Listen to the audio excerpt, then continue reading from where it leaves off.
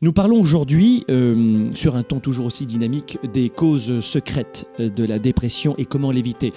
Si vous êtes parfois assis sur votre canapé, votre lit, à la fin de la journée, et que vous vous demandez si votre carrière en valait la peine, dites-vous que vous n'êtes pas la seule ou le seul à vous poser ce type de questions. La dépression saisonnière, 9 fois sur 10, est plus liée à un manque de gestion de votre énergie qu'à une pathologie. Ne confondez pas incertitude, le fait d'être dépassé, d'être submergé par des dossiers et dépression. Souvent, on va se dire « Oh mon Dieu, j'ai une dépression, c'est la fin de la planète et de la vie !» Alors avant de vous embarquer dans les grandes envolées lyriques, demandez-vous si c'est simplement du dépassement, du surmenage, si vous êtes dans l'incertitude, dans le doute. L'hiver arrive, on se prépare, on sait maintenant, et je vais vous donner quelques éléments de réponse, quelques pistes pour justement éviter cette dépression saisonnière, entre guillemets. La première des choses, on commence toujours par son énergie. Prenez soin de votre santé. Sport, alimentation, sommeil. Tentez de faire de l'activité physique régulièrement. Vous allez éviter que ça chute dans vos paires de chaussures au niveau de l'énergie. Deuxième des conseils, prenez soin de votre mission de vie. Quelle est votre mission de vie? Donc, 1, qui je suis? Pourquoi je suis fait? Comment éviter de perdre du temps? Et 2, ma vision, qui je serai dans 5 ans. Trouvez un sens plus fort à ce que vous faites. Numéro 3, travaillez plus stratégiquement. Bien souvent, nous courons dans tous les sens, un peu comme une poule sans tête, et puis on a cet effet de hamster, je cours, mais je n'avance pas d'un centimètre. C'est un peu le syndrome du tapis roulant, je m'agite, je m'épuise, mais j'avance pas d'un centimètre.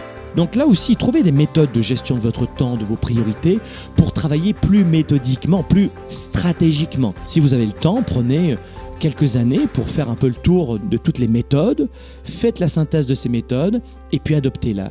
Adoptez votre solution à vous. Le 4e conseil que je vais vous donner, c'est apprenez à déléguer efficacement. Faites en sorte de... Bien souvent, on a du mal à le faire, je sais. Alors, si vous êtes auto-entrepreneur, vous pouvez aussi le faire.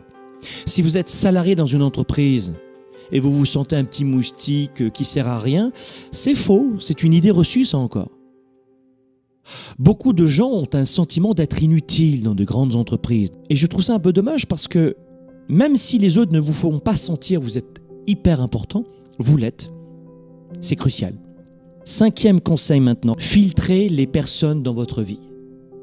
Alors ça paraît extrêmement simpliste de dire ça, il n'en est rien. Si vous voulez éviter l'épuisement personnel et professionnel, si vous voulez éviter ou surmonter plus facilement l'épuisement durant l'hiver, notamment dans cette période où on manque beaucoup d'énergie, filtrez encore plus les gens que vous rencontrez. Faites en sorte d'éviter l'épuisement professionnel et d'augmenter votre productivité professionnelle. Et comment faire? Soyez beaucoup plus attentif aux gens que vous rencontrez. 6e point, prenez des décisions rapides. Supprimez autant que faire se peut tous les mots comme « peut-être » de votre vocabulaire. Faites en sorte de décider plus rapidement. Parce que lorsque vous hésitez dans une décision, vous allez avoir énormément de pertes d'énergie.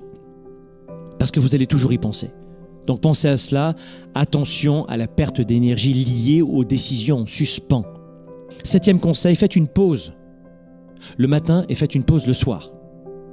10 minutes. 15 minutes, faites une pause. Quand je me lève le matin, j'ai toujours un moment où j'ai besoin de me retrouver moi. Parfois, j'ai pas le temps, donc je vous dis la vérité, ça dure que 15 minutes. Et parfois, j'ai un peu plus le temps, je m'accorde un 35 minutes. Tout le monde dort dans la famille et moi, j'ai un temps pour moi. Et c'est important, parce que ça va vite dans la journée. Donc, faites des pauses stratégiques, voilà, retenez ceci. 8e point, encouragez la créativité en apprenant continuellement. Et surtout en dehors de votre travail. Vous avez un job, vous avez un boulot, très bien, travaillez. Mais quand vous sortez du travail, continuez d'apprendre. La créativité, les idées vont vous sortir de la dépression saisonnière aussi. C'est une très belle astuce. 9e point, priorisez vos relations personnelles. Aussi, vous devez prioriser. On a besoin des autres. On a besoin d'être entouré de gens adorables. On a besoin d'être entouré de gens que l'on aime et qui nous aiment. Tout à l'heure, je vous parlais de l'entourage, de la toxicité qui englobait le travail. Mais là, je vous parle de votre vie de couple, de votre vie amicale avec d'autres personnes, avec vos enfants. Tentez d'apaiser vos relations, de mettre un peu d'eau dans votre vin, d'éviter la rancune, de pardonner. Tout ça, c'est